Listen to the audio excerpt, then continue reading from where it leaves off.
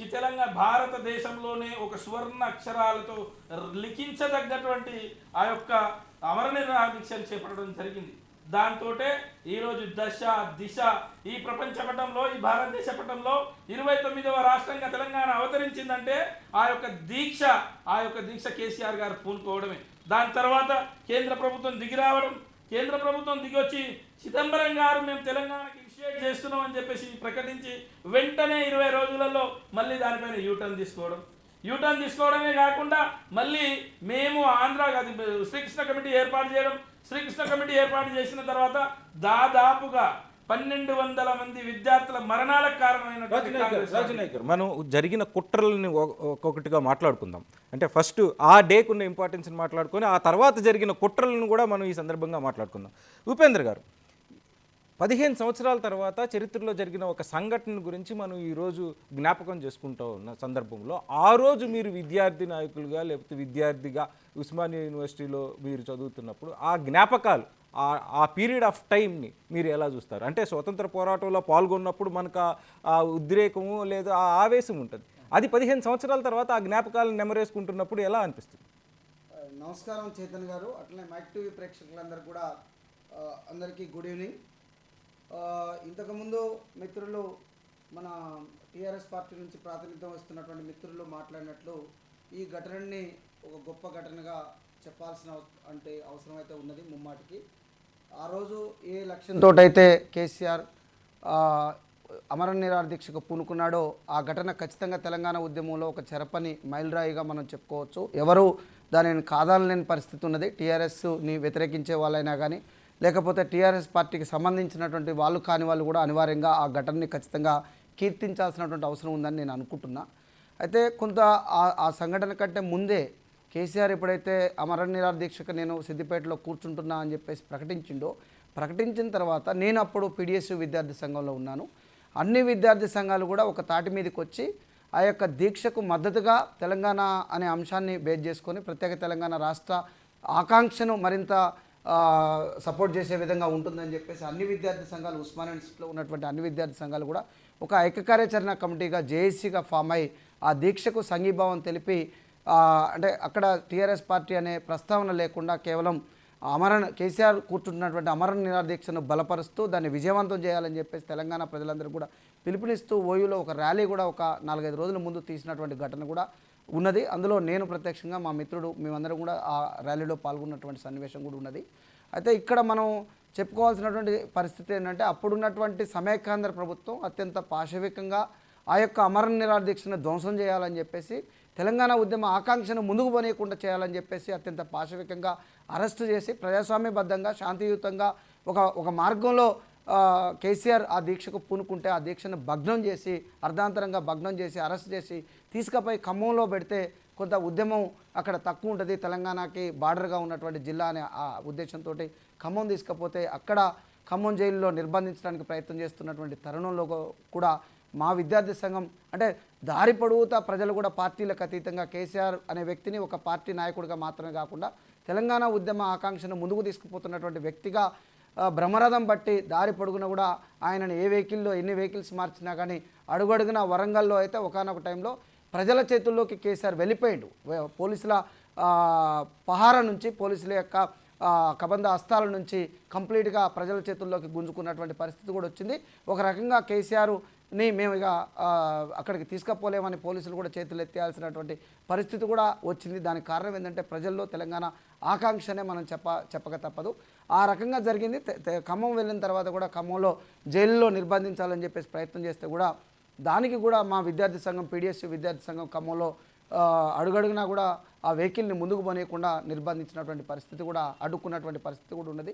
అయితే చైతన్ గారు, కేసీఆర్ మీద ఏ నమ్మకంతో అయితే తెలంగాణ సమాజం మొత్తం కూడా కదిలొచ్చిందో, కేసీఆర్ మీద ఎంత గట్టి అంటే ఆ నమ్మకంతో, ఆ కాన్ఫిడెన్స్ని గతంలో తెలంగాణ జనసమితి కానీ మిగతా అనేక సంఘాలు, కొంత అంటే అంబేద్కర్ వాదంతో ఉన్నటువంటి వాళ్ళు కానీ, లెఫ్ట్ వాదంతో ఉన్నటువంటి వాళ్ళు కూడా, వీళ్ళందరూ కూడా తెలంగాణకు జరుగుతున్న అన్యాయాన్ని అనేక మీటింగ్లు పెట్టి, ఈవెన్ మన మారోజు వీరన్న లాంటి వాళ్ళు కూడా సూర్యాపేట డిక్లరేషన్ ఇట్లాంటి వాటన్నిటిని కూడా పెట్టిన, వరంగల్ డిక్లరేషన్ లాంటి మీటింగ్లు కూడా టీఆర్ఎస్ పార్టీకి అతీతంగా జరిగినప్పటికీ అంత నమ్మకాన్ని ఆ ఉద్యమాలు ఇవ్వలేకపోయినాయి. కానీ కేసీఆర్ ఇవ్వగలిగిండని చెప్పడంలో ఏమాత్రం సందేహం లేదు, ఏమాత్రం అతిశయోక్తి లేదు. కాకపోతే తర్వాత తను చేపట్టినటువంటి దీక్షని నేను జైల్లో కూడా కొనసాగిస్తా, మీరు నన్ను జైల్లో పెట్టినా ఎక్కడ పెట్టినా కొనసాగిస్తా అని చెప్పిండు.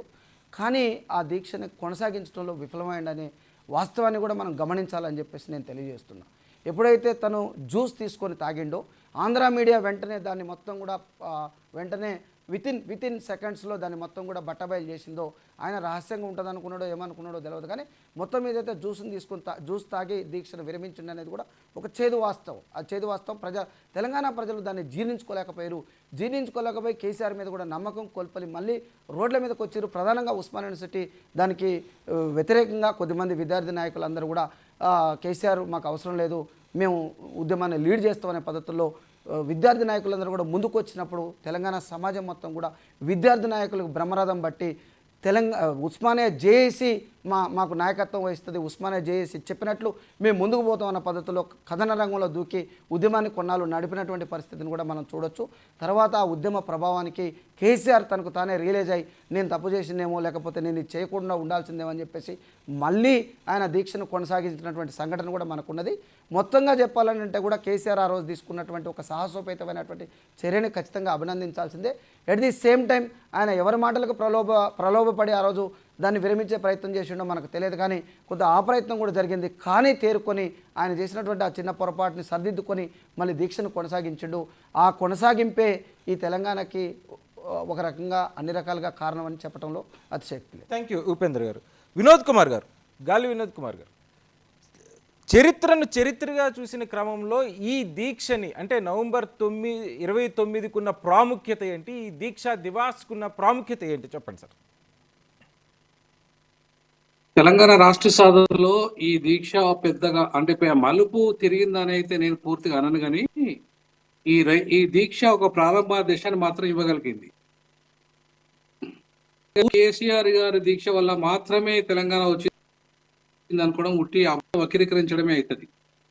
ఇప్పుడు చరిత్రగా చెప్పుకోవాలనుకుంటే మాత్రం ఖచ్చితంగా డిసెంబర్ ఇప్పుడు ఏదైతే ఇప్పుడు విద్యార్థులు చలో అసెంబ్లీ ప్రకటన ఏదైతే వచ్చిందో, చలో అసెంబ్లీ ప్రకటనకు భయపడిన కేంద్ర ప్రభుత్వము ఖచ్చితంగా ఈ పెద్ద ఎత్తున ఎట్లయితే అస్సాం విద్యార్థి గణ పరిషత్తు ఏ రకంగానైతే అక్కడ మొత్తం పెను విప్లవాన్ని తీసుకొచ్చిందో, ఆ రకమైన చలో అసెంబ్లీ మొత్తం హైదరాబాద్ ను గడగడలాంచి అసెంబ్లీ మీద పెద్ద ఎత్తున దాడి జరిగే అవకాశాలు ఉన్నదని చెప్పేసి ఇంటెలిజెన్స్ వర్గాలు హెచ్చరించిన కారణంగా అప్పుడు భయపడిన కేంద్ర ప్రభుత్వము తెలంగాణ రాష్ట్రాన్ని డిక్లేర్ చేసింది. అంతేగాని కేసీఆర్ గారి దొంగ దీక్షకు వల్ల డిక్లేర్ చేయలేదు. ఇది వాస్తవం. ఇది ఎట్లా వాస్తవం అంటున్నానంటే, ఆనాటి చిదంబరం గారు మేము ఉద్యమ చైర్మన్ గా, సామాజిక తెలంగాణ జేఏసీ చైర్మన్ గా మేమంతా కూడా పోయి ఆయనను కలిసినప్పుడు, ఎప్పుడైతే శ్రీకృష్ణ కమిటీ ఏర్పడిన తర్వాత ఎవరైతే వాళ్ళ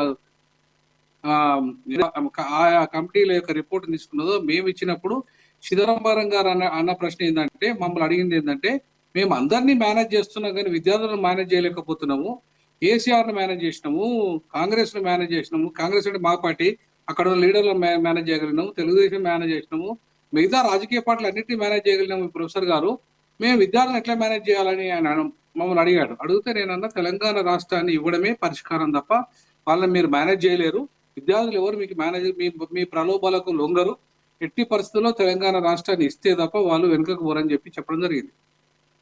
ఇంకా రెండో విషయం ఏంటంటే, రెడ్డి గారు ఆనాడు ముఖ్యమంత్రి కిరణ్ కుమార్ రెడ్డి గారు కూడా, నేను మానవ హక్కుల కమిషన్ చైర్మన్ గా ఉన్నాను, ఏది ఓయూలో మొత్తం జరుగుతున్న ఈ పరిణామాలు ఏవైతున్నాయో, ఉద్యమ పరిణామాలు ఏవైతున్నాయో దానివల్ల విధ్వంసం జరగకుండా అటు మానవ హక్కుల కమిషన్ నన్ను ఒక మెంబర్ గా అపాయింట్ చేసింది ఓయూ ఇష్యూస్ మీద చర్చించడానికి. అటు పోలీసుల మధ్య, ఇటు ప్రభుత్వం మధ్య, ఇటు మానవ హక్కుల సంఘం మధ్య, ముగ్గురు మధ్య చర్చించడానికి నేను ఒక వారధిగా పనిచేయడం జరిగింది. ఆ క్రమంలో పోలీసులు తీసుకుపోతే టెంట్ ఇవ్వడము, తర్వాత ఎవరైతే జైలు వేసిందో పిల్లల్ని జైలు నుంచి విడిపించుకురావడము, హాస్టల్స్ బంద్ చేస్తే హాస్టల్ తెరిపించడం, కోర్టు దాకా వెళ్ళి పడడము, ఇవన్నీ జరిగినాయి. ఈ జరుగుతున్న క్రమంలో అక్కడ కిరణ్ కుమార్ రెడ్డి గారు ఏం చెప్పారంటే, ప్రొఫెసర్ గారు మేము అందరిని వెళ్తున్నాము, విద్యార్థులను మేనేజ్ చేయలేకపోతున్నాము, శాంతి భద్రతలు ఉస్మానియా ఒక పెద్ద ప్రాబ్లం గా మారింది, దీన్ని ఏం చేయాలని చెప్పేసి ఆయన నన్ను అడిగాడు. అడిగినప్పుడు నేను ఏం చెప్పానంటే, మీరు ఇమీడియట్లీ దీన్ని మళ్ళీ ఆలస్యం చేయకుండా, ఇప్పటికి మళ్ళీ కమిటీల పేరుతో కాలయాపన చేయకుండా, మీరు ఎట్టి పరిస్థితుల్లో ఈ తెలంగాణ ఇచ్చేస్తారు తప్ప విద్యార్థులు అని చెప్పడం జరుగుతుంది. అంతేకాకుండా మీరు విద్యార్థులకి ఏవైతే ఉద్యోగాలు రావాలో ఆ ఉద్యోగాల ప్రకటనలు ఇవ్వండి. ఖచ్చితంగా ఆ ఉద్యోగాల ప్రకటనలు వాళ్ళ మా ఉద్యోగాలు మాకు కావాలని కదా పోరాటం చేస్తున్నది. కాబట్టి ఈ ఉద్యోగ ప్రకటనలు కూడా ఇవ్వడం కారణంగా వాళ్ళు కొంత ఉద్యోగాల వైపు కూడా ఆలోచన చేసే ఆస్కారం అవకాశం ఉంటుంది. ఉద్యోగాల కోసం వాళ్ళు ప్రయత్నం చేసే అవకాశం ఉంటుంది.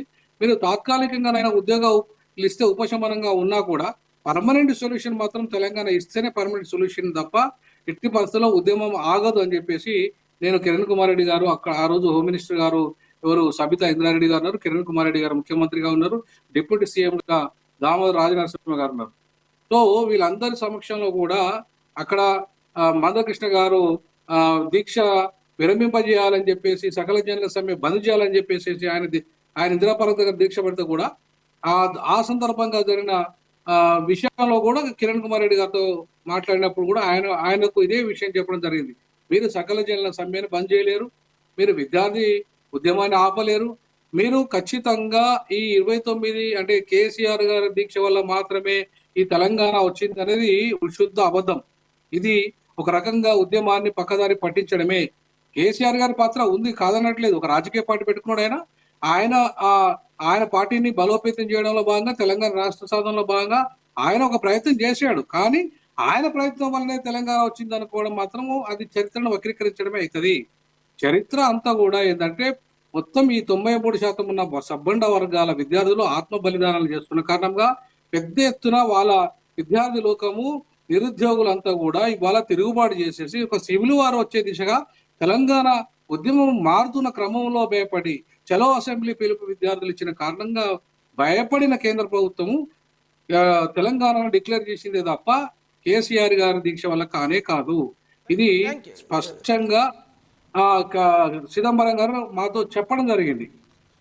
థ్యాంక్ యూ వినోద్ కుమార్ గారు. నేను మళ్ళీ వస్తాను ఇది రాజు నాయక్ గారు. అంటే ఆ 9 రోజుల పాటు జరిగిన తెలంగాణలో అనేక శ్రేణులు, మొత్తం తెలంగాణ కదిలి ఒక ఉద్యమం, ఒక యుద్ధ భూమి వాతావరణం ఇక్కడ ఉంది. ముఖ్యంగా ఉస్మానియా యూనివర్సిటీలో లాఠీ చార్జులు, దెబ్బలు, హాస్టల్స్, ఆడపిల్లల మీద బయటికి లాగి కొట్టడాలు, ఇవన్నిటిని మనం చూసినప్పుడు ఒక 15 సంవత్సరాల తర్వాత ఈ జ్ఞాపకాలని నెమరు వేసుకుంటున్నప్పుడు ఎలాంటి అనుభవాలను మీరు గుర్తు తెచ్చుకుంటారు? ఒకవైపు నిజంగా అది ఆ రోజు మా మిత్రులు ఉపేందర్ గారు చెప్పినట్టుగా ఆ రోజు మేమంతా కూడా విద్యార్థి నాయకులం. ఉస్మానియా యూనివర్సిటీలో భగ్గం అంటే ఆడ ఎట్లా ఉంటుండే అంటే మమ్మల్ని ఆ పాకిస్తాన్ పహరా కాసే మిలిటరీ పోలీసులు కూడా మా ఉస్మానియా యూనివర్సిటీ చుట్టూతా కూడా మేము ఎక్కడన్నా తినాలన్నా, నీళ్ళకన్నా, బయటికి వెళ్ళాలన్నా, ఎక్కడికి వెళ్ళాలన్నా మళ్ళీ రిటర్న్ వస్తాడా అంటే డౌటే ఉంటుండే. అంటే విద్యార్థి నాయకులు మేము ఎవరెవరైతే ఉన్నామో, పీడిఎస్ కానీ లేకపోతే లెఫ్ట్ సంఘాలకు సంబంధించినటువంటి నాయకులు కానీ, మేము జేఏసీ ఏర్పాటు చేసిన తర్వాత జేఏసీ ఏర్పాటు చేసుకునే జేఏసీ నాయకులం కానీ, లేకపోతే టీఆర్ఎస్ పార్టీకి సంబంధించిన విద్యార్థి విభాగం సంబంధించిన వాళ్ళు కానీ, లేకపోతే వివిధ రకాల కుల సంఘాలకు సంబంధించినటువంటి విద్యార్థి నాయకులు కూడా అందరూ కూడా ఒకటే మాట మా అందరు ఉస్మానియా యూనివర్సిటీ జై తెలంగాణ నినాదం. ఒకవైపు జై తెలంగాణ నినాదం, రెండో వైపు కేసీఆర్ గారిని బతికించుకోవడం. రెండు అక్కడ ఏమంటే ఒకవైపేమో నిప్పు కణిక, ఒకవైపేమో తెలంగాణను ఇక తొక్కేస్తారేమో, కేసీఆర్ గారిని అరెస్ట్ చేసి జైల్లో పెట్టేస్తారేమో, ఇక ఎటు పోతుంది, ఇక ఈ తెలంగాణ ఇంత అన్యాయంగా ఉంటుందా అనేది మా ఉద్దేశం. ఎటువైపున ప్రతి కళాశాల, ప్రతి క్లాస్ రూములు కూడా జై తెలంగాణ నినాదమే. ప్రతి కాలేజ్ క్యాంపస్, ప్రతి హాస్టల్ 16 హాస్టల్స్ కూడా మొత్తం కూడా తెలంగాణ నినాదమే. ఎక్కడికి వెళ్ళినా మాకు ఇక మేమేమో ఒకనొక దిశలో ఏమనుకునేదంటే, బయటికి వెళ్తే ఎన్సీసీ దాటినా, ఇక్కడ తార్నాకకు పోయినా, ఇక్కడ పోలీస్ స్టేషన్ దాటినా, ఇక్కడ హాస్టల్ నుంచి మేము వేరే రూట్లు ఉంటుండే, దానికి ఎక్కడ దాటినా కూడా మళ్ళీ అరెస్ట్ చేసి మిమ్మల్ని ఎక్కడ ఏ జైలుకు పంపిస్తారో తెలియదు, మళ్ళీ మమ్మల్ని ఎవరు తీసుకొస్తారో తెలియదు. మా పరిస్థితి ఎట్లా ఉంటుండే అంటే దయానీయమైన పరిస్థితి ఉంటుండే. అయినా కూడా మొక్కోని దీక్షలాగా ప్రతి ఒక్క విద్యార్థి కేసులకు కానీ, లాఠీ చార్జ్లకు కానీ, పోలీస్ తూటాలకు కానీ, పారామిలిటరీ బలగాలకు కానీ ఏనాడు భయపడకుండా తెలంగాణ ఉద్యమంలో క్రియాశీల పాత్ర పోషించడం. ఒకవైపు కేసీఆర్ గారు తెలంగాణ ఉద్యమాన్ని కేంద్రం వరకు, అంటే ఒకవైపు కేంద్రం వరకు ఢిల్లీని గజగజలాడించే ప్రయత్నం ఆయన చేస్తూ ఉంటే మేము ఆయనకు తోడుగా, ఎందుకంటే ఆ రోజు కేసీఆర్ గారి పాత్ర ఎంత ఉందో దానికి మేము కూడా అంతే పాత్ర ఉన్నాం. ఇంకా పెద్దలు ప్రొఫెసర్ సార్ చెప్పినట్టు ఏంటంటే ఆయన దొంగ దీక్ష చేసిండా ఆ దీక్ష ఆ మాటలు నేను మాట్లాడదలుచుకోలేదు. అది చరిత్ర వక్రీకరణ అవుతుంది. ఎందుకంటే కేసీఆర్ గారు అనేది లేరు తెలంగాణ ఉద్యమంలో. ఈ దీక్షా దివాస నవంబర్ 29 దానికి తక్కువ అంచనా చేయడం అనేది కరెక్ట్ కాదనేది నా అభిప్రాయం. ఎందుకంటే తెలంగాణ సమాజం 3 కోట్ల మంది పిడికిలి బిగించినటువంటి మాట వాస్తవం, దాంట్లో ఎలాంటి అనుమానం లేదు. కానీ కేసీఆర్ గారు మాత్రం మరుగునబడ్డ తెలంగాణను, కేసీఆర్ గారు మాత్రం ఆ తెలంగాణ ఇక చనిపోతుంది, రాజకీయ నాయకులు సమాధి చేసిర్రు, దానికంటే ముందే ఎలక్షన్ ఎన్నిసార్లు చెప్పలేదండి. డాక్టర్ వైఎస్ రాజశేఖర రెడ్డి గారు ఏమన్నారంటే మేము ఒక్క నిమిషం అండి, మేము పాస్పోర్ట్లు వీసాలు తీసుకొని తెలంగాణకు రావాలన్నా అనే పరిస్థితికి వచ్చిందంటే మమ్మల్ని ఏ రకంగా ఆనాడు ఆపరేషన్ ఆకర్ష్ అండి, ఆపరేషన్ ఆకర్ష్ ఈరోజు మాట్లాడుతున్నారు కానీ ఆపరేషన్ ఆకర్ష్ను ప్రవేశపెట్టి వైఎస్ రాజశేఖర రెడ్డి తెలంగాణ పదాన్ని లేకుండా చేద్దామని కుటిల ప్రయత్నాలు చేసిరు. అయినా తెలంగాణ ప్రజలు పట్టం కట్టిరు. ఆ రోజు 16 మంది 4 ఎంపీలు రాజీనామా చేస్తే కూడా మళ్ళీ 7 మందిని గెలిపించారు. 7 మందిని గెలిపిస్తే ఆంధ్ర మీడియా మొత్తం కూడా కోడి కూతై కూసి ఇంకా అయిపోయింది తెలంగాణ అన్నారు. కానీ అక్కడే మలుపు తిరిగింది. ఎప్పుడైతే కేసీఆర్ గారు నడుం బిగించిరో, ఎప్పుడైతే సిద్దిపేటలో ఎప్పుడైతే ఈ దీక్షా దివాస్ రోజు అమరణ దిరాక్ష ఎవరు చెప్తారండి, ఎవరు చెప్పారు నాకు చెప్పమని చెప్పండి. ఒక చరిత్రలో ఒక్కటే మాట అండి చైతన్య గారు, ఒక్కటే మాట.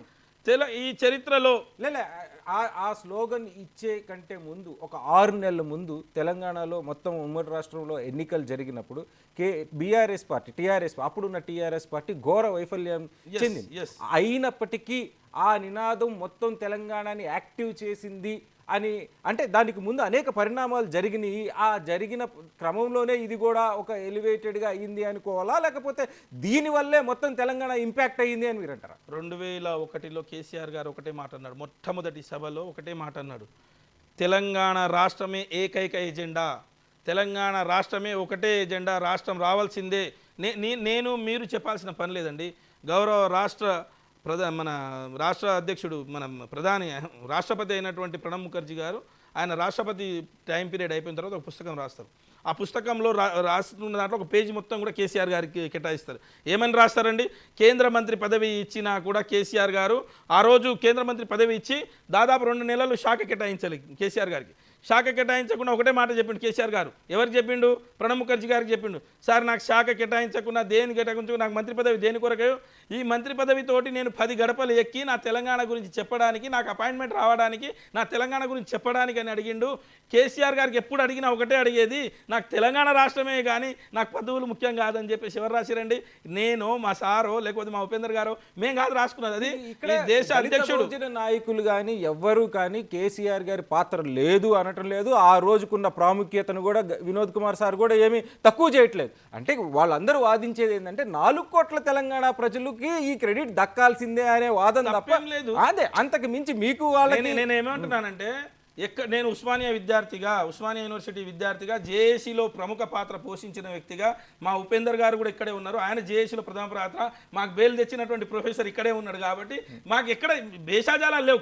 కొందరికి సిద్ధాంతపరంగా తర్వాత కాలంలో కొంత ఆలోచనలో మార్పు రావచ్చు, లేకపోతే కొందరికి ఇది క్రెడిట్ దక్కడం వల్ల కొంత వాళ్ళ ఆలోచన మార్పు చేసుకోవచ్చు. కానీ దీన్ని మాత్రం ఈ దీక్షా దివాస్ నవంబర్ 29 నాడు జరిగినటువంటి ఈ ఘటనను మాత్రం చరిత్రలో తక్కువ చేసి చూసే ప్రయత్నం మాత్రం చెయ్యొద్దు అనేది నా వాదన. Thank you.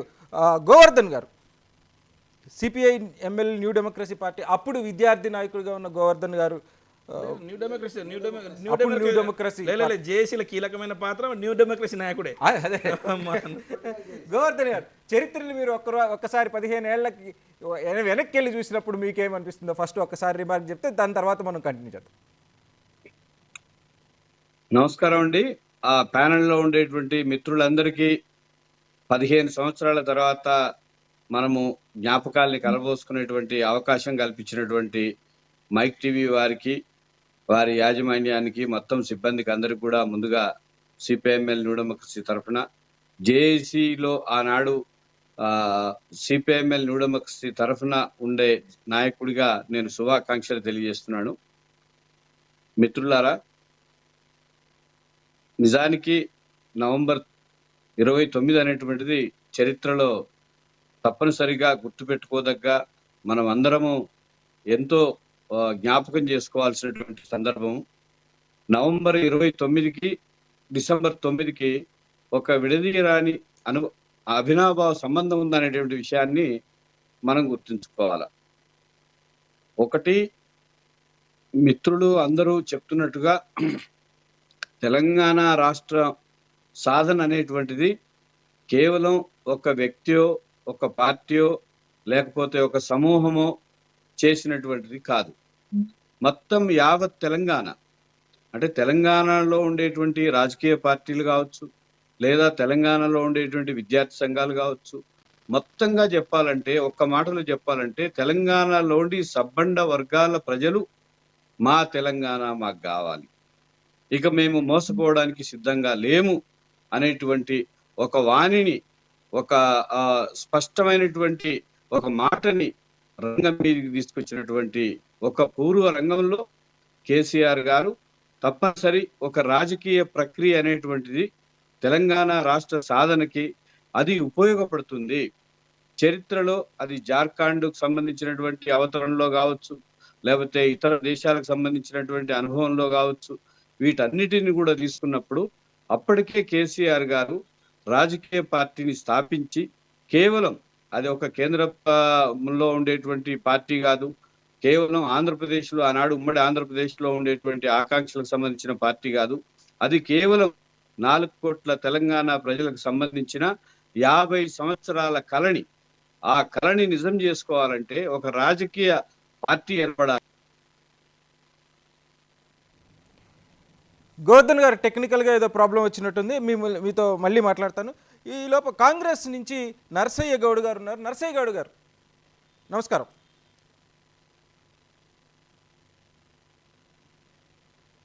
వినిపిస్తుందా అండి? నర్సన్న నువ్వే మాట్లాడమని చెప్తున్నారు. నర్సయ్య గౌడ్ గారు, 15 ఏళ్ల తర్వాత మీకు చరిత్రను చరిత్రగా చూసినప్పుడు కాంగ్రెస్ పార్టీగా, లేకపోతే మీరు వ్యక్తిగతంగా దీన్ని ఎలా చూస్తున్నారు?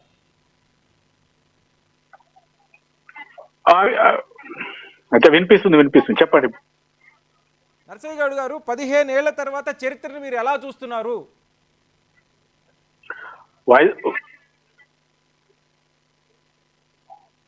ఓకే, వాయిస్ కట్ అవుతుంది సార్.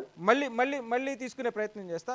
ఈ ఉపేంద్ర గారు, ఇందాక రాజు నాయక్ గారు చెప్పినట్లు ఆ రోజు నుంచి డిసెంబర్ 9వ తేదీ వరకు జరిగిన ఒక జర్నీని, అంటే ఇందులో ఇందాక వినోద్ కుమార్ సార్ చెప్పినట్లు అనేక శ్రేణులు, ముఖ్యంగా సబ్బండ వర్ణాలు అందరూ, తెలంగాణకు పోరాడే వాళ్ళు అందరూ కలిసి ఒక ఉద్యమంగా ఏర్పడడం, ప్రతి గ్రూప్ ఆఫ్ పీపుల్ బయటకు రావడం, ముఖ్యంగా విద్యార్థులు చలో అసెంబ్లీ పిలుపునేయడం, ఇవన్నీ కలిపి డిసెంబర్ 9 ప్రకటనకు మూల కారణంగా అయినాయి అనేది వాస్తవం. అయితే ఇందులో డిసెంబర్ 9 నుంచి డిసెంబర్ 23 వరకు జరిగిన ఆంధ్రుల కుట్రను ఎట్లా చూస్తారు? ఇందులో ముమ్మాటికి డిసెంబర్ 9 అర్ధరాత్రి ఇంకొక 10-15 నిమిషాలు అయితే మమ్మల్ని పోలీసులు చుట్టుముట్టి అరెస్ట్ చేసి, వర్షం పడుతుంది, పోలీసులు చుట్టుముట్టి అరెస్ట్ చేసి తీసుకుపోవాల్సినటువంటి పరిస్థితి ఉంది. అరెస్ట్ అయితే నెక్స్ట్ రాష్ట్రపతి పాలన పెట్టి అందరినీ నిర్బంధించి జైళ్ళల్లో కొన్ని సంవత్సరాలుగా జైల్లో మగ్గాల్సిన పరిస్థితి వస్తుందని ఇండికేషన్ ఉండి, జేఏసీలో ప్రధానంగా ఉన్నటువంటి రాజన్న కావచ్చు, మేము కావచ్చు, మేమందరం కూడా రకరకాల ప్లేసెస్లో తలదాచుకుంటూ కనీసం రేపు చలో అసెంబ్లీ కార్యక్రమం వరకన్నా ఉండి తర్వాత అరెస్ట్ అయినా పర్వాలేదు, చలో అసెంబ్లీని మనం ఖచ్చితంగా సక్సెస్ చేయాలా, మనల్ని నమ్ముకొని చాలామంది హైదరాబాద్ వస్తారు, వాళ్ళు వచ్చినప్పుడు మనమే లేకపోతే వాళ్ళు నిరాశకు లోనవుతారు అనే ఉద్దేశంతో ఖచ్చితంగా ఉండాలని, ఎట్లయినా కానీ ఏదో ఒక రకంగా ఉండాలని చెప్పేసి అనుకుంటున్నటువంటి తరుణంలో మాకు ఇన్ఫర్మేషన్ వచ్చింది. పోలీసులు మేము ఉన్న ఇంటిని మొత్తం రౌండప్ చేసారు, తీసుకుపోవడానికి వచ్చిరనే ఇన్ఫర్మేషన్ వచ్చింది. భయం అవుతుంది, పోతే జైల్లోకి పోతే అటే పోతామని. అంతకుముందు నేను మూడు సందర్భాల్లో అరెస్ట్ అయినా. ఒకసారి లేడు, తమ్ముడు చనిపోయాడు, సాయి చందు, నేను ఇద్దరం కలిసి బండి మీద పోతుంటే చిలకానగర్లో ఒక బహిరంగ సభలో మేమిద్దరం మాట్లాడి వెళ్తుంటే మా ఇద్దరిని అరెస్ట్ చేసి నిర్బంధిస్తే, ఆ రోజు నన్ను నమ్ముకొని వనపర్తిలో మీటింగ్ పెట్టిరన్నా, నేను ఎట్టి పరిస్థితులైనా ఈ పోలీస్ చెర నుండి బయటపడి ఆ మీటింగ్ని విజయవంతం చేయాలని చెప్పేసి తాతాలాడిండు. తెలంగాణ ఉద్యమంలో చాలా క్రియాశీలక పాత్ర పోషించినటువంటి నా మిత్రుడు, నా తమ్ముడు, నాకు అన్ని రకాలుగా దగ్గర ఉన్నటువంటి ఒక సహచరుడు లేడనే బాధ ఉన్నది. ఆ తెలంగాణ ఫలాలను అందుకునే దశ వచ్చినప్పుడు తెలంగాణలో ఒక మంచి ప్రాముఖ్యమైనటువంటి పాత్ర పోషిస్తున్నటువంటి దశలో అర్ధాంతరంగా ఆ యొక్క ఘటన జరిగి హార్ట్అటాక్ వచ్చి చనిపోయినటువంటి పరిస్థితి కూడా ఉన్నది. ఇట్లా చెప్పుకుంటూ పోతే అనేక అనుభవాలు ఉన్నాయి. అనేక మందితో సహచర్యం చేసినటువంటి సందర్భాలు, అనేక మందితో క్లోజ్గా ఉన్నటువంటి సందర్భాలు, ఉద్యమంలో అనేక మాటలు మాట్లాడుకొని ఉద్యమానికి సంబంధించినటువంటి అంశాలను చర్చించుకొని అనేక ఎత్తుగడల్ని మనం ఏ రకంగా ఈ ఉద్యమాన్ని ముందుకు తీసుకుపోవాలని మాట్లాడుకున్నటువంటి సన్నివేశాలు చాలా ఉన్నాయి. అయితే ఇప్పుడు మీరు అడిగినటువంటి ప్రశ్నకు సమాధానం ఏంటంటే ఖచ్చితంగా ముమ్మాటికి తెలంగాణ తీసుకురావడంలో చెలో అసెంబ్లీ అనేది ముమ్మాటికి విద్యార్థి చేసి ఇచ్చినటువంటి పిలుపది. ఆ పిలుపుని తెలంగాణ సమాజం మొత్తం కూడా అందుకొని పార్టీలకు అతీతంగా రాజకీయాలకు అతీతంగా అందరూ కలిసికట్టుగా లక్షల మంది హైదరాబాద్ నగరాన్ని దిగ్బంధం చేయడానికి, హైదరాబాద్ నగరాన్ని ముట్టడించడానికి, హైదరాబాద్ నగరంలో తెలంగాణ వాదాన్ని పటిష్టంగా వినిపించడం కోసం అసెంబ్లీ గోడల్ని తాకాలా, మేము మార్గ మధ్యలో పోలీస్ తూటాలకి బలైపోయినా పర్వాలేదు, ఏమైపోయినా పర్వాలేదు, తెలంగాణ వస్తే ఇప్పుడు వస్తుంది, లేకపోతే మళ్ళీ ఎప్పుడు శాంతియుతంగా జరుగుతున్న ఉద్యమం ఒక్కసారిగా నవంబర్ 29 నుంచి డిసెంబర్ 9 మధ్యలో ఒక యుద్ధ భూమిగా తెలంగాణ మారడానికి కారణం ఏంటి? తెలంగాణ ఆకాంక్ష రోజు రోజుకి ఊరున వాడవాడన పటిష్టం అయిపోయినటువంటి పరిస్థితి ఉన్నది. ప్రజలందరూ కూడా ఇన్వాల్వ్ అయినటువంటి పరిస్థితి ఉన్నది. రాజకీయాలకు అతీతంగా ప్రజలందరూ కూడా ఇన్వాల్వ్ అయినటువంటి పరిస్థితి ఉంది.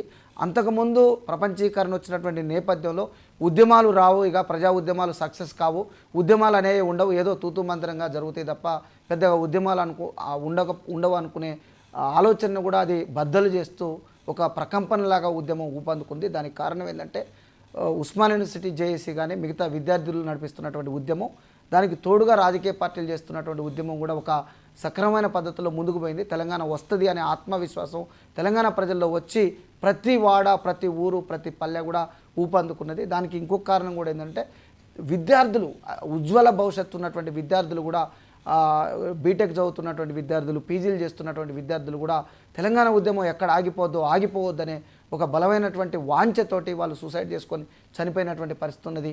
అరే నా తమ్ముడు చనిపోయింది కదా, నా సహచరుడు చనిపోయింది కదా, వాడు ప్రాణం ఇచ్చినప్పుడు కనీసం నేను సమయం కేటాయించి ఉద్యమంలో మమేకమైతే తప్పేందనే ఒక రియలైజేషన్ విద్యార్థుల్లో వచ్చింది. విద్యార్థుల నిజాయితీ చూసి, విద్యార్థుల శ్రమ చూసి, విద్యార్థులపై పోలీసులు చేస్తున్నటువంటి లాఠీ చార్జీకి చెలించిపోయి, వాటిని చూసి చెలించిపోయి ప్రజలందరూ కూడా ఉద్యమంలో మమేకమై వచ్చారు. దీన్ని చూసి కాంగ్రెస్ ప్రభుత్వం, ఆనాడు ఉన్నటువంటి కాంగ్రెస్ ప్రభుత్వం, కేంద్ర ప్రభుత్వం ఖచ్చితంగా తెలంగాణ ఇస్తే తప్ప ఇక వేరే మార్గం లేదనే ఫీలింగ్కి వచ్చేసింది. ఖచ్చితంగా ఆ రోజు డిసెంబర్ 9న వీళ్ళు తెలంగాణ అర్ధరాత్రి ప్రకటించకుండా, చిదంబరం గారు ప్రకటన చేయకుండా ఉంటే ఖచ్చితంగా కోట్ల ప్రజలు హైదరాబాద్ నగరానికి వచ్చి ఉండేవారు. అదొక మైలురాయిగా ప్రపంచ చరిత్రలో చాలా పెద్దగా కీర్తించబడే పరిణామం ఉండేది. ఆ రోజైనా అనివార్యంగా తెలంగాణని డిక్లేర్ చేయాల్సినటువంటి పరిస్థితి వస్తుండేది. అది రాకుండా, రక్తపాతం జరగకుండా ఆ యొక్క మహోజ్వలమైనటువంటి ఉద్యమాన్ని ఆపే ప్రయత్నంలో భాగంగా కాంగ్రెస్ ప్రభుత్వం తెలంగాణను డిక్లేర్ చేసింది. డిక్లేర్ చేయడం వల్ల నేను అనుకుంటున్న చాలా ప్రాణ నష్టం జరగకుండా కాపాడగలిగిందని నేను అనుకుంటున్నా. చాలామంది పోలీసులు కానీ లేకపోతే ఇటు విద్యార్థులు కూడా ఆ యొక్క ఘటనలో కొంత ఇబ్బంది పడాల్సినటువంటి పరిస్థితి వస్తుండేది. దానిని ముందే అంచనా వేసి ఇంటెలిజెన్సీ ద్వారా వాళ్ళు ఇన్ఫర్మేషన్ తెలుసుకొని తెలంగాణ ప్రకటించారని చెప్పేసి నేను అనుకుంటున్నా. అయితే దీని తర్వాత జరిగినటువంటి క్రమంలో ఖచ్చితంగా అవునన్నా కాదన్నా చంద్రబాబు నాయుడు చేసినటువంటి ప్రయత్నం, తెలంగాణని ఆపే ప్రయత్నం చాలా మాట్లాడుకుందాం. అయితే మనం ఇవాళ దీక్షా దివాస్ చుట్టూ మాట్లాడుకుంటున్న క్రమంలో దీక్షా దివాస్ ఒక పిలుపునిచ్చిన తర్వాత ఒక 10 రోజులు 15 రోజులు ముందుగా అనేక గ్రూప్ ఆఫ్ పీపుల్ని కేసీఆర్ గారు కలవడం జరిగింది. వాళ్ళతో మీటింగులు, విద్యార్థుల్ని కలవడం జరిగింది, అనేక పీపుల్ జరిగింది. దానికి అసలు ప్రిపరేషన్ ఎలా జరిగింది? నేను ఒక విషయం చెప్తాను, ఇది బాగా మంచిగా అడిగారు. ఒకసారి ఏమైందంటే, ఇక మేము అంటే రంగదాంపల్లి దగ్గరికి సభా స్థలికి చూడడానికి వెళ్ళాలి. సభాస్థలి దాదాపుగా 40 ఎకరాలు ఉంటుంది, 40-50 ఎకరాలు. ఎప్పుడు ఇళ్ళు అయినాయి కానీ అప్పుడు ఆనాడు ఇల్లు లేవు. రంగదాంపల్లి దగ్గరికి వెళ్ళిన తర్వాత ఒక 4 జేసీబీలు తీసుకొని గౌరవ పెద్దలు హరీష్ రావు గారు మొత్తం కూడా క్లీన్ చేపిస్తూ ఉంటారు. 4 జేసీబీలు తీసుకుపోతారు పోలీసులు 4 జేసీబీలు తీసుకుపోతారు.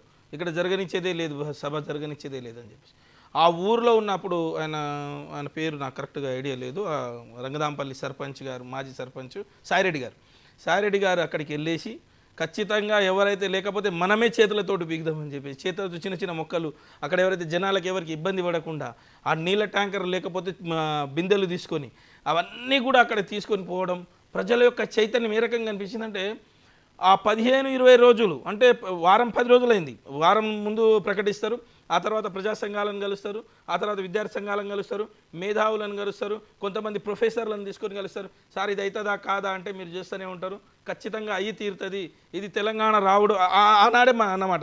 ఆ రోజు డిసిజన్ తీసుకుంటారు. ఇక్కడే ఉన్నటువంటి నందినగర్ ఇంట్లో ఆ రోజు డిసిజన్ తీసుకుంటాడు అన్నమాట వారం రోజుల కిందట.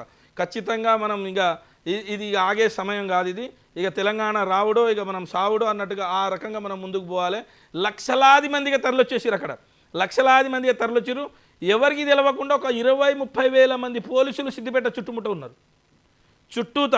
ఒకవైపు సిద్దిపేట ఉన్నారు, ఇంకోవైపు ఇక్కడ ఏంటంటే విద్యార్థులకు సంబంధించి ఏ రకమైన, ఎందుకంటే 1969లో చరిత్ర పాఠాలు నేర్చుకున్నటువంటి ఏదైతే తుపాకీ తుటాలకు బలిదానాలైనటువంటి ఆనాటి ఇక్కడ ఏదైనా జరుగుతుండొచ్చు అని చెప్పేసి ఉస్మానియా యూనివర్సిటీ చుట్టూతా కూడా మేము ఎప్పుడు చూడండి అస్సాం రైఫిల్ బలగాలని ఆ రోజు తీసుకొచ్చి కూర్చోబెట్టారు.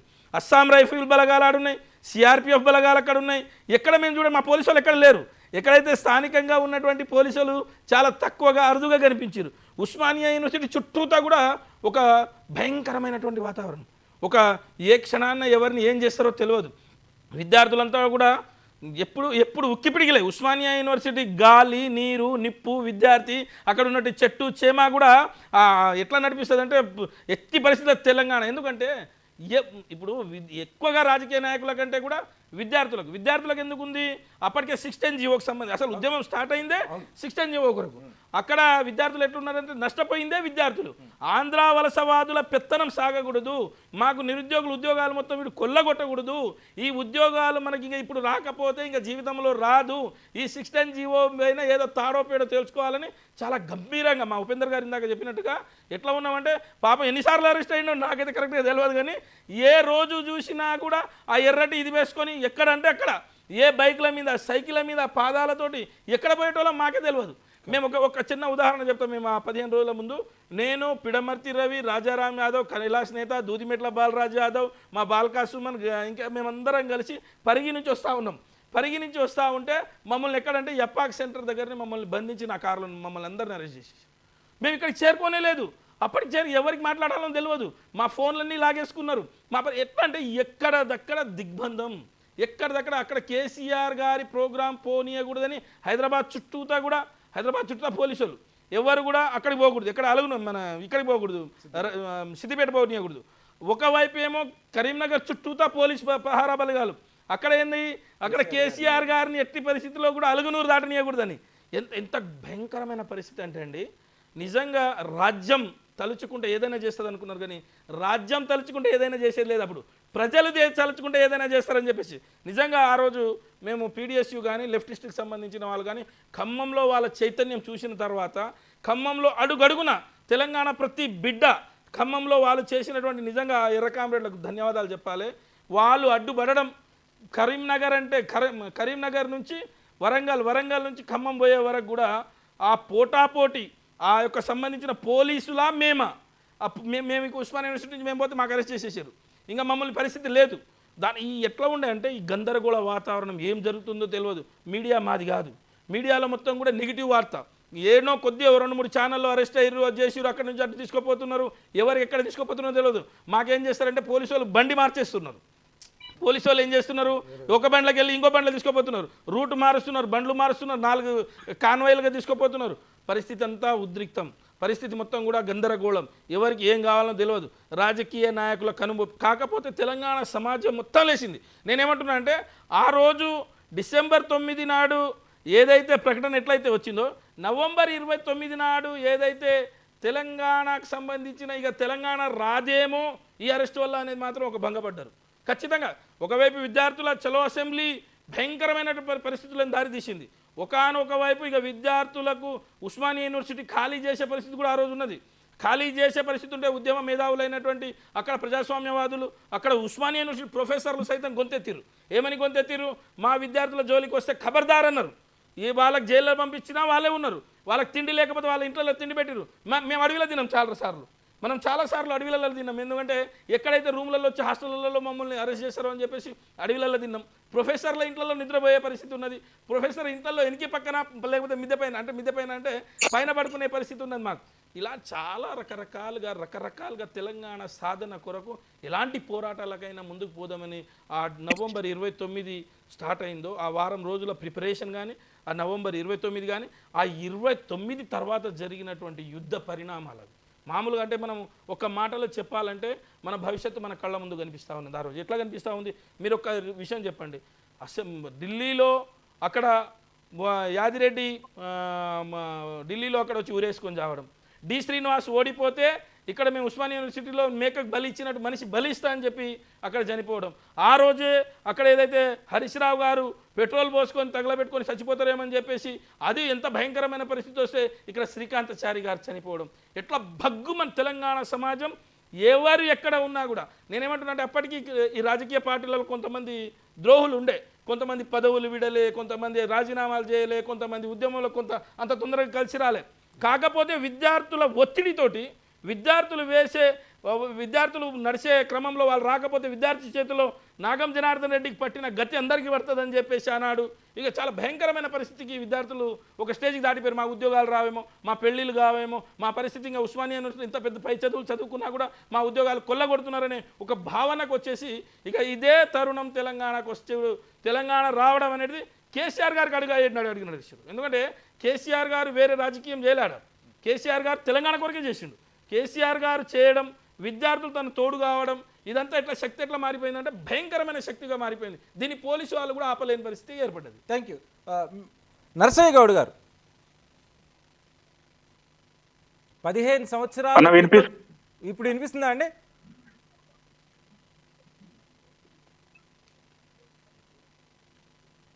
టెక్నికల్ ప్రాబ్లం ఉన్నట్టుంది, మళ్ళీ ఉపేందర్ గారు ఇక్కడ మనం ఈ కేసీఆర్ గారు అరెస్టు చుట్టూ తిరిగిన రాజకీయాన్ని అంటే ఆ రోజు దీక్షా దివాస్కి ఆయన అమర నిరాహార దీక్ష కూర్చుంటానని చెప్పడం, అక్కడ దాకా కూడా పోలీసులు రానికపోవడం, అక్కడి నుంచి ఆయన అనేక ప్రాంతాల నుంచి ఖమ్మం తరలించడం, ఆ తర్వాత ఒక్కసారిగా ఎందుకు తెలంగాణ ప్రజల్లో ఇక తెలంగాణ రాదేమో అన్న భయానికి గురయ్యారా ఆ క్షణంలో? మీరనేది కేసీఆర్ గారు దీక్ష విరమించిన తర్వాత విరమించినప్పుడు కాదు, ఆయన్ని అసలు అక్కడ దీక్షకే కూర్చోనీయకుండా చేసే క్రమం అరెస్ట్ చేసి వాస్తవానికి మీరు అన్నది కరెక్టే. అంటే ఇక దీక్ష జరుగుతుంది, 10 రోజులు 15 రోజులు 20 రోజులు జరుగుతుంది, అన్ని గ్రామాలకు కూడా విస్తరిస్తుంది ఉద్యమం, తద్వారా తెలంగాణ సాధించుకుంటామనే ఒక మెంటల్ ప్రిపరేషన్ నుంచి సడన్గా కూర్చొనియకపోయేసరికి ఒక నిరాశ నిస్పృహకు లోనయ్యారు. నిరాశ నిస్పృహకు లోనై మనం ఆ దీక్ష జరుగుతుందని అంచనా వేసినా కానీ జరగట్లేదు. దీక్ష జరగకుండా ఇప్పుడే అరెస్ట్ చేస్తే ఎట్లా, కాబట్టి మేము కూర్చుంటాం. ఆ రోజు మందకృష్ణ మాదిగ గారు కూడా ప్రకటించాడు, ఒకవేళ కేసీఆర్ గారిని అరెస్ట్ చేస్తే నేను వచ్చి దాన్ని కంటిన్యూ చేస్తా అనే పద్ధతిలో నా సామాజిక ఉద్యమాన్ని పక్కన పెట్టి తెలంగాణ ఉద్యమంలో నేను మమేకమై నేను వచ్చి కూర్చుంటా అని చెప్పేసి ఆయనతో పాటు అనేక మంది కూడా ప్రకటించారు. ఆ రకంగా ప్రజలందరూ కూడా మేము కొనసాగిస్తాం ఉద్యమాన్ని, ఎట్టి పరిస్థితులైనా ఉద్యమంలో వెనక్కపోయేది లేదని చెప్పేసి వాళ్ళు ముమ్మాటికి కథన రంగంలో దూకి ఉద్యమాన్ని కొనసాగించారు కాబట్టి సక్సెస్ అయ్యారు. ఇంకొక ఘటన అండి, నేను ప్రత్యక్షంగా చూసిన స్టీఫెన్ రవీంద్ర గారని అప్పుడు ఉద్యమానికి తెలంగాణ ఉద్యమంలో ప్రధానంగా ఉస్మానియా యూనివర్సిటీ కేంద్రంగా జరుగుతున్న పోలీస్ స్టేషన్కి ఇన్ఛార్జిగా ఉండి ఉస్మానియా కేంద్రంగా జరుగుతున్న ఉద్యమాన్ని అణిచివేసే బాధ్యతను స్టీఫెన్ రవీంద్ర గారు తీసుకున్నారు. ఆయన విరోచితంగా బి హాస్టల్ మీద విరోచితంగా లాఠీ చార్జ్ చేయటం ఒక్కసారిగా బగ్గు అన్నది. అంటే రూమ్లలోకి పోయి టియర్ గ్యాస్ ప్రయోగం చేస్తూ ఎక్కడికి పోవాలో తెలవక ఎక్కడ పడితే అక్కడ ఉంటే గొడ్లను బాదినట్టు బాది అత్యంత పాశవికంగా ఆ రోజు లాఠీ చార్జ్ చేసి కాళ్ళతో తన్నుకుంటూ బూట్లతో తన్నుకుంటూ రకరకాలుగా ఇబ్బంది పెడితే అవన్నీ కూడా మీడియాలో టెలికాస్ట్ కావడంతో ప్రజలందరూ కూడా వాటిని చూసి ఒక్క రకంగా బగ్గు అని బయటకు వచ్చినటువంటి పరిస్థితి ఉన్నది. నా పిల్లల్ని ఇట్లా కొడతారా, లేకపోతే మా విద్యార్థులను ఇట్లా కొడతారా, మా తెలంగాణ విద్యార్థుల్ని మా ఉస్మానియా యూనివర్సిటీ విద్యార్థులను ఇట్లా కొడతారా అనే ఒక ఇది వచ్చింది. దానికి తోడు ఆయన ఉద్యమాన్ని అణిచివేయాలని చెప్పేసి తార్నాకలో ఒక దగ్గర ఆయనే పొగబాంబులు పెట్టి ఇందులో నక్సలైట్లు ఉన్నారు, నక్సలైట్లు నడిపిస్తున్నారు, ఇగో పొగబాంబులు దొరికినాయి, బాంబులు దొరికినాయి అని చెప్పేసి కొన్ని అంటే అట్లాంటి ఘటనలకు కూడా పోలీస్ డిపార్ట్మెంట్ ఆ రోజు పాల్పడి తెలంగాణ ఉద్యమాన్ని అణిచివేయాలని చెప్పేసి ప్రయత్నం చేసింది. కానీ వాటిని తేటతెల్లంగా విద్యార్థులు పెట్టలేదు, మాకు ఎలాంటి సంబంధం లేదు. తెలంగాణ ఉద్యమం ముమ్మాటికి ఈవెన్ ఇంతకుముందు రాజన్న అన్నట్టు నాగం జనార్దన్ రెడ్డిని మీద దాడి జరుగుతున్నప్పుడు ఆయన ఫస్ట్ మొదటిగా తెలంగాణకు జై అంటే తెలంగాణకు జై అన్నాడు, తర్వాత చంద్రబాబు నాయుడుకు కూడా జై అన్నాడు. అప్పుడు ఆయన టీడీపీ పార్టీలో ఉండటం వల్ల ఆ రోజు చంద్రబాబు నాయుడుని ఉస్మానియా సమాజం కానీ తెలంగాణ సమాజం కానీ యాక్సెప్ట్ చేస్తున్నటువంటి పరిస్థితి లేని రోజుల్లో మా నాయకుడు చంద్రబాబు నాయుడుకు జై, తెలంగాణకు కూడా జై అంటే నువ్వు చంద్రబాబు నాయుడుకు జై అంటావా అని చెప్పేసి అక్కడ ఉన్నటువంటి విద్యార్థులు కింద పడేసి కొట్టి కాళ్ళతో తన్నినటువంటి ఘటన కూడా ఉన్నది. అయితే ఆ క్రమంలో మేము కొద్దిమంది మీ రాజన్న మేమందరం కూడా అప్పుడు ఉన్నటువంటి మా మిత్రుడు రాయేష్ మేమందరం కూడా ఏం చేసినామంటే నాగం జనార్దన్ రెడ్డి గారికి ఏదన్నా అయితే దీన్ని సాకుగా చూపెట్టి స్టీఫెన్ రవీంద్ర కానీ మిగతా పోలీస్ అధికారులు కూడా దీన్ని సాకుగా చూపెట్టి నక్సలైట్లు ఉన్నారు అని చెప్పేసి అత్యంత పాశవికంగా ఇంకా నిర్బంధాన్ని ప్రయోగించి ఆపేస్తారని చెప్పేసి నాగం జనార్దన్ రెడ్డి గారిని మళ్ళీ ఉస్మానియా నాయకత్వే కాపాడింది, ఆయన సురక్షితంగా తీసుకుపోయి కాపాడింది. అగ్రి. గౌరీశంకర్ గారు, అంటే ఆ రోజు దీక్షా దివాస్కి జరిగిన ఏర్పాట్లు కానీ దీక్షా దివాస్కి అసలు ఆయన్ని అక్కడికే రానియకపోవటం కానీ ఇదంతా మీడియాలో మనం చూస్తున్నప్పుడు మీడియా పాత్ర కంప్లీట్గా నవంబర్ 29 నుంచి డిసెంబర్ 9 వరకు లేదు 23 వరకు మీడియా పోషించిన పాత్ర చాలా కీలకమైంది. ఒక పక్క తెలంగాణ జర్నలిస్టులందరేమో తెలంగాణ పురోగా మాట్లాడే పరిస్థితి ఉంటే అక్కడ యాజమాన్యాలు వాళ్ళని మాట్లాడని పరిస్థితి మనం స్పష్టంగా చూసాం. దాన్ని ఎలా చూస్తారు మీరు? డెఫినెట్లీ అండి. ఇది ఎందుకంటే 2001 నుంచి నేను కేసీఆర్ గారి పార్టీ పెట్టి నుంచి నేను కవర్ చేస్తా ఉన్నాను. నేను డిగ్రీ కానికల్లో పనిచేసినప్పుడు media was generally most of the media అంతా ఆంధ్ర వాళ్ళ చేతిలో ఉండేది కాబట్టి వాళ్ళకి ఇష్టం లేకుండేది. కొంతమంది మీడియా ప్రెషర్ తోటి వాళ్ళు కవరేజ్ ఇచ్చారు కానీ బై అండ్ లార్జ్ ఇష్టం లేకపోయేది. ఇంకోటి మనకి 2001 నుంచి చూసే మూమెంట్ కేసీఆర్ గారు తీసుకున్న నుంచి రకరకాల ఘటనలు ఉన్నాయి, దాంట్లో అందరి పాత్రలు ఉన్నాయి. అండ్ ముఖ్యంగా స్టూడెంట్స్ పాత్ర మాత్రం చాలా ఇంపార్టెంట్ కాదు అండి. పర్టికులర్లీ చాలా మంది స్టూడెంట్స్ ఎప్పుడైతే కాళ్ళు చచ్చిపోయారో, సూసైడ్ చేసుకున్నారో క్యాంపస్, కానీ సోనియా గాంధీ గారు చలించిపోయారు. అంటే నాకు చాలా మంది సీనియర్ లీడర్స్ ఎవరైతే కాంగ్రెస్ లీడర్స్ ఉన్నారో వాళ్ళు చెప్పేవాళ్ళు, మనం తెలంగాణకు ప్రామిస్ చేశాము తెలంగాణ ఇస్తామని, మనం ఇవ్వకపోతే బాగుంటుంది, ఇలా పిల్లలు ఇలా కాళ్ళు చనిపోవడం నాకు మంచిది కాదని సోనియా గాంధీ బహిరంగ చాలా మంది కాంగ్రెస్ లీడర్స్ చెప్పింది, పర్టికులర్లీ ఆంధ్ర రీజియన్ వాళ్ళకి. ఎందుకంటే ఒకసారి మనం ప్రామిస్ చేసాము ఇలాంటి ఘటనలు జరగవద్దు, చిన్న పిల్లలు ఇంత చదువుకున్న పిల్లలు కాలు చచ్చిపోతుంటే ఇది తను తట్టుకోలేకపోయింది. దట్ ఇస్ వాట్ ఒక సీనియర్ నాకు లీడర్ చెప్పారు, తను 80% ఇచ్చేయవలసిందే తెలంగాణ. కాబట్టి రకరకాల ఘటనలు ఉన్నాయి. ఇక మనము ఇప్పుడు ఎవరిని ఆపోదించే ఒకరు ఇచ్చేసారు ఈ దొంగ దీక్ష అని అవన్నీ అంటాం కాదు, అందరి పాత్రలు ఉన్నాయి. కేసీఆర్ గారు కూడా పొలిటికల్ గా కేసీఆర్ గారు ఒకటి ఆలోచించారు మొదటి నుంచి, ఏంటంటే లాబింగ్, తెలంగాణ లాబింగ్ నుంచి తెచ్చుకోవాలి, వాయిలెన్స్ వద్దు. ఎందుకనంటే 69లో మనకి జరిగింది వాయిలెంట్ అజిటేషన్ తోటి ఇమీడియట్లీ సెంట్రల్ గవర్నమెంట్ తొక్కేశారు. వాళ్ళు 400-500 మంది పిల్లలు కూడా చనిపోయినా కూడా మనకి తెలంగాణ అచీవ్ చేయలేకపోయింది, అంటే బికాస్ ఆఫ్ వాయిలెన్స్. ఈసారి అట్లా వాయిలెన్స్ కాకుండా మనకు నాన్ వాయిలెంట్ గా పోదాము, లైట్ గా మధ్య ప్రెషర్ పెడదామని ఆ ఆలోచనతో తను కంటిన్యూ చేశాడు. కాబట్టి ప్రతి ఒక్కరు రోల్ ఉంది. స్టూడెంట్స్ మాత్రం చాలా ఇంపార్టెంట్ రోల్. వాళ్ళు నిజంగా క్యాంపస్ లో సూసైడ్ గా ఇమాలేషన్ మాత్రం జరగకపోతే మాత్రం డెఫినెట్ గా ఇక అంత ఈజీగా కదలేది కాదు సెంట్రల్ గవర్నమెంట్. కాబట్టి ప్రతి ఒక్కరిది రోల్ ఉన్నప్పుడు మనకు కేసీఆర్ గారిని కూడా డెఫినెట్ గా అభినందించాడు, ఆయన లీడ్ చేశాడు. ఇంతకు ముందు డాక్టర్ చిన్నారెడ్డి గారు కూడా లీడ్ చేశాక సక్సెస్ఫుల్ కాలేదు, కేసీఆర్ గారు సక్సెస్ఫుల్ అయింది. బికాస్ ఒకవైపు కొంచెం స్లైట్ గా ప్రెషర్, వాయిలెంట్ ప్లస్ లాబింగ్ రెండు కలిసి దాంతో తెలంగాణ అచీవ్ చేశారు. We should give the credit to every one అండి. దీంట్లో డెఫినెట్ గా అందరి పాత్ర ఉంది. మీడియా అనేది సెక్షన్ ఆఫ్ మీడియా కవరేజ్ ఇచ్చారు, కానీ చాలా మటుకు మీడియా అండర్ ప్రెషర్. అప్పుడు కవరేజ్ ఇస్తాను కూడా భయపడే వాళ్ళు. నేను మాత్రం రెగ్యులర్ గా అన్ని మీటింగ్స్ అటెండ్ చేసేవారు. అల్లునారాయణ గారు కానీ మాకు మీడియాకి పిలిచేవాళ్ళు, మనకి మేము అటెండ్ చేసేవాళ్ళం. ఉద్యోగాలు పోతే భయం కూడా ఉండేది చాలా మందికి. కాబట్టి ఇట్స్ ఏ రోల్, డిఫరెంట్ గా మనం సాధించాము. కాబట్టి ఇప్పుడు ఈ మూమెంట్ లో మనం ఎవరిని తిట్టడం కానీ వాళ్ళ దొంగ దీక్షలు అంటే మంచిది కాదు. ఇది అయిపోయింది. It's a part of the హిస్టరీలో. మనకి నచ్చినా నచ్చకపోయినా కొంతమంది లీడ్ చేశారు, కేసీఆర్ గారు లీడ్ చేశారు, సక్సెస్ఫుల్ గా మనం అచీవ్ చేశాము. దాంట్లో పాత్ర ప్రతి ఒక్క పాత్ర ఉంది. లేడీస్ కూడా ఉన్నారండి. విచిత్రం, మనం ఇంతకుముందు ఎప్పుడు చూడలేదు వంట వార్పు అలాంటి ఎడిటేషన్, యూనిక్ ఎడిటేషన్ అండి మనకి తెలంగాణ మూవ్మెంట్ పర్టికులర్ కేసీఆర్ తీసుకుంది. కాబట్టి డెఫినెట్ గా మనం గివ్ క్రెడిట్ టు ఎవరైతే డ్యూలు ఉన్నారో వాళ్ళకి క్రెడిట్ ఇవ్వాలి. And we have achieve, Telangana అందరు పోరాడి అచీవ్ చేసింది. థ్యాంక్ యూ గౌరీశంకర్ గారు. వినోద్ కుమార్ గారు,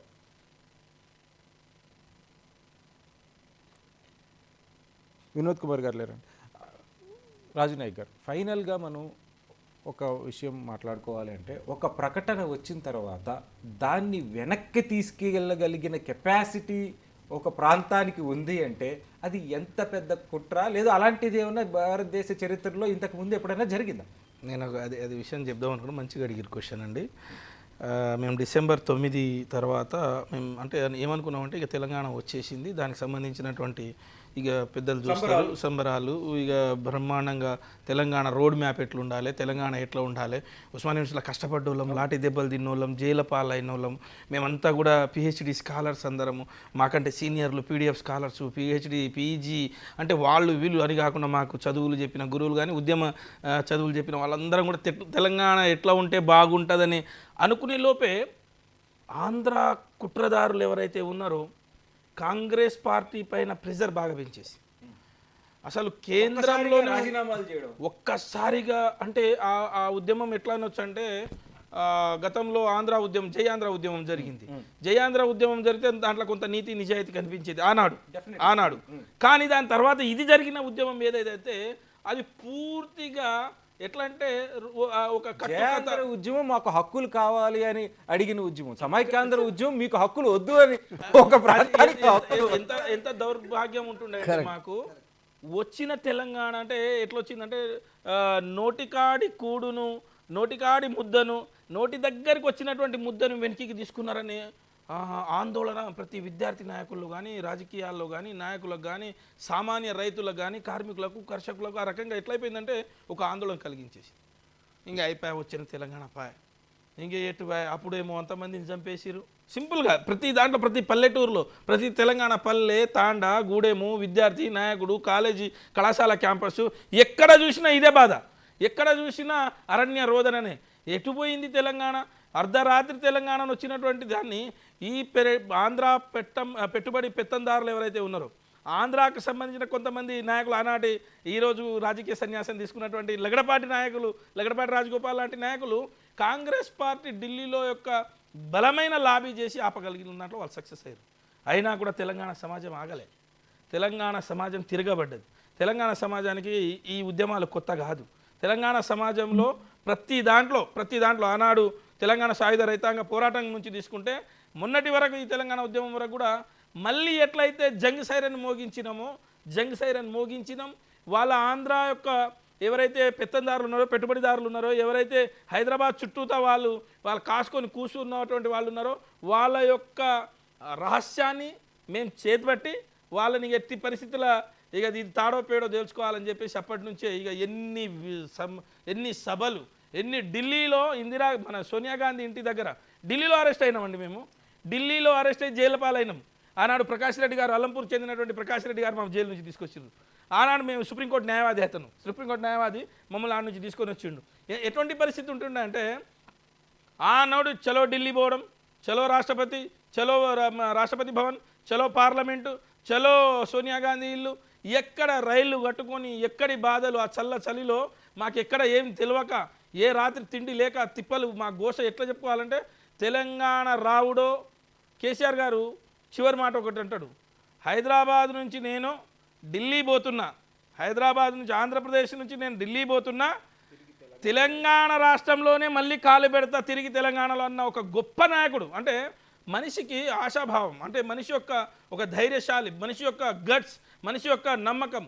ఆ రోజు అట్లా చెప్పడం వల్ల విద్యార్థి నాయకత్వం మళ్ళీ ఇంకొక ఆశతోటి ఆ తెలంగాణ వచ్చుడు స్టార్ట్ అయింది. ఎందుకంటే శ్రీకృష్ణ కమిటీ రావడము, మళ్ళీ వీళ్ళంతా కూడా జిల్లా తిరగడము, దాని తర్వాత రిపోర్ట్స్ తీసుకోవడం, మళ్ళీ కాంగ్రెస్ని కన్విన్స్ చేయడము, పార్లమెంటరీ సిస్టమ్ ద్వారా మళ్ళీ ఎట్లా తెలంగాణ సాధించుకోవడం. ఎక్కడ కూడా ఈ మధ్యలో మేము ఏదైతే ఉందో డిసెంబర్ 9 నుంచి ఏదైతే మార్చి నెల వరకు రాష్ట్రపతి పాలన విధించే వరకు కూడా మేము ఎక్కడ కూడా విశ్రమించలే.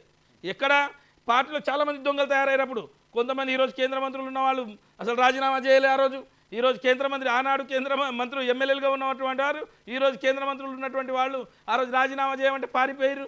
కొంత సుష్మా స్వరాజ్ గారు కొంత మాకు దగ్గరగా ఉన్నా కూడా ఆ పార్టీ ఒక వాదాన్ని బలపరిచినా కూడా ఇక్కడ ఉన్నటువంటి నాయకులు దొంగ దీక్షలు చేయడం, ఇక్కడ ఉన్నటువంటి నాయకులు కొంతమంది కాంగ్రెస్లో కూడా రాజీనామా చేయకపోవడం, అంటే తెలంగాణకి ఎట్లయిపోయిందంటే మళ్ళీ ఇంకో గందరగోళమైనటువంటి పరిస్థితి ఏర్పడ్డది. కానీ తెలంగాణ సమాజం తలుచుకున్నది. ఆ తెలంగాణ సమాజం ఏదైతే ఆ రెండో ప్రకటన తర్వాత ఆడి నుంచి మార్చి వరకు ఉద్యమమే కొనసాగించింది. విద్యార్థులు, ఉద్యోగులు, ఉపాధ్యాయులు, సబండ వర్గాలు, అన్ని సంఘాలు, చివరికి మా మిత్రులైన నక్సలైట్లు కూడా తెలంగాణ రావాల్సిందే అని చెప్పి అంటే ఎట్టి పరిస్థితుల్లో తెలంగాణను మాత్రం తీసుకురావడంలో పార్లమెంటరీ వ్యవస్థ ద్వారా కేసీఆర్ గారు ప్రయత్నం చేయడం, ప్రజాక్షేత్రంలో ఇక్కడ ప్రజలను చైతన్యపరుస్తూనే ఇక్కడ విద్యార్థులు లాంటి మాలాంటి నాయకత్వం ఉన్నటువంటి మా ఉపేందర్ లాంటి వారు, మాలాంటి వాళ్ళు ఆనాడు ఉద్యమం చేసినటువంటి బలమైన నాయకులందరం కూడా కదలడం, ఎక్కడ కూడా ఉద్యమ విరామం అనేది లేకుండే. మాకు ఉద్యమ విరామం అనేది లేకుండే. జైళ్ళల్లో తెలంగాణనే, ఇంట్లో తెలంగాణనే. పెళ్ళిళ్ళు చేసుకుంటే మా రాజవరప్రసాద్ అని ఉంటాడు, పెళ్ళిళ్ళు చేసుకుంటే బ్లాక్ రిబన్లు పెట్టి తెలంగాణ జై తెలంగాణ అని రాసి ఆ రోజు పెళ్ళిళ్ళు చేసుకునే పరిస్థితి. ఈరోజు మా సోదరి ఉంటుంది బాలలక్ష్మి అని చెప్పేసి, ఆ రోజు కూడా తను కూడా ఒక తెలంగాణ నేపథ్యంతో పెళ్లి చేసుకోవడం, అయినా కూడా తెలంగాణ జై తెలంగాణ అనడమే. అంటే ఎక్కడ చూసినా ఏ క్షేత్రం చూసుకున్నా, ఏ కాలేజ్ క్యాంపస్ చూసుకున్నా, ఏ పల్లెటూరు చూసుకున్నా, ఏ పట్టణం చూసుకున్నా, ఏ ఉస్మానియా యూనివర్సిటీ చూసుకున్నా, కాకతీయ చూసుకున్నా, పాలమూరు చూసుకున్నా, ఎక్కడ చూసినా ఉద్యమ చైతన్యం మాత్రం రగిలింది. ఆ ఉద్యమాన్ని ఎక్కడ ఆపలేదు. చివరికి రాజ్యసభలో బిల్లు పొందే వరకు మేము ఢిల్లీలోనే కూర్చున్నాం. చివరి రోజుల్లో కూడా అంటే మళ్ళీ ఇక్కడ కూడా ఏం చేస్తారో, అక్కడ ఏమైందంటే మా ఎంపీల పైన దాడి జరిగింది. పార్లమెంటులో ఏమైంది, ఆ రోజు బలరాం నాయక్ గారి పైన, పొన్నం ప్రభాకర్ గారి పైన, వాళ్ళందరిపైన వీళ్ళు ఏంటంటే టియర్ గ్యాస్ అక్కడ లగడపాటి వాళ్ళు ఏం చేశారంటే పెప్పర్ స్ప్రేలు. ఆ రోజు కూడా మేము అక్కడే ఉన్నాం. మేము ఎక్కడ పార్లమెంటు ఆవరణలో బిక్కుబిక్కుమంటే తిండి దొరకగా, తిండి లేక, ఉన్నా లేకున్నా తెలంగాణ ఉద్యమం మళ్ళీ వెనక్కి పోకూడదని చెప్పేసి పెప్పర్ స్ప్రేలతోటి చేసి తెలంగాణ తలుపులు మూసైనా సరే తెలంగాణ రాష్ట్రాన్ని ఈరోజు ఆ రోజు పార్లమెంటు తలుపులు మూసైనా తెలంగాణ రాష్ట్రాన్ని సాధించినాం. ఆ సాధన అనేది జీవితంలో ఒక స్వీట్ కళ, ఒక తీయని జ్ఞాపకం. ఎందుకంటే ప్రత్యక్షంగా పాల్గొన్నటువంటి వాళ్ళం. ఈ ఈపుల పైన ఇంకా మాకు తెలుసు, మా ఈపుల పైన ఎట్లా లాఠీలు పడ్డాయో, మా ఈపుల పైన ఏ రకంగా కఠిన హృదయాలు ఈ స్టీఫెన్ రవీంద్ర లాంటి ఐపీఎస్ ఆఫీసర్లు మమ్మల్ని ఎంత అణిచివేయడానికి ప్రయత్నం చేశారు. ఇందాక మిత్రుడు చెప్తుండే నాకు ఎంత అనిపించింది అంటే, నిజంగా ఏ క్షణాన ఎప్పుడు పోయి ఎవరు వస్తారో తెలియదు, ఎక్కడ అరెస్ట్ చేస్తారో తెలియదు. ఆ డీసీఎంలలో ఎక్కడ ఏ ఇనుప బూట్లతోటి, ఇనుప చువ్వలతోటి తొక్కుతారో తెలియదు, ఎక్కడ ఎత్తుకోపోతారో తల్లిదండ్రులకు తెలియదు, భార్య పిల్లలకు తెలియదు, అన్నదమ్ములకు తెలియదు, ఉస్మానియా యూనివర్సిటీలో మిగతా విద్యార్థి నాయకులకు తెలియదు, ఎక్కడ ఏం చేస్తారో అనేది. అంటే ఉద్యమ చైతన్యం ఆ రకంగా ఉస్మానియా యూనివర్సిటీ నుంచి రగిలించినాం. తెలంగాణ చరిత్రలో మేము కూడా కీలకంగా పనిచేసినాం. ఆ తెలంగాణ అనేది ఇప్పుడు సాక్షాత్కరించబడింది. ఈ తెలంగాణను ఆగం కానియకుండా తెలంగాణను ఒక బ్రహ్మాండమైన తెలంగాణ అంటే విఫల ప్రయోగంగా కాకూడదని చెప్పేసి 10 సంవత్సరాలు పాలించిన కేసీఆర్ దాన్ని బ్రహ్మాండంగా ముందుకు తీసుకుపోవడం, జీడిపిలో కానీ దీంట్లో కానీ అంటే ఇప్పుడు జార్ఖండ్లో కానీ, ఛత్తీస్గఢ్లో కానీ, ఉత్తరాంచల్లో జరిగినటువంటి అట్లా కాకుండా తెలంగాణ అంటే రోల్ మోడల్గా ఉంటుంది అని చేసి చూపించిండు. నిజంగా కేసీఆర్ గారికి ధన్యవాదాలు. థ్యాంక్ యూ రాజు నాయక్ గారు, థ్యాంక్ యూ ఉపేందర్ గారు, థ్యాంక్ యూ గోవర్ధన్ గారు. ఈ డిబేట్లో పాల్గొన్న వాళ్ళందరికీ thank you so much. Thank you. 2001 నుంచి బీఆర్ఎస్ పార్టీని, కేసీఆర్ గారిని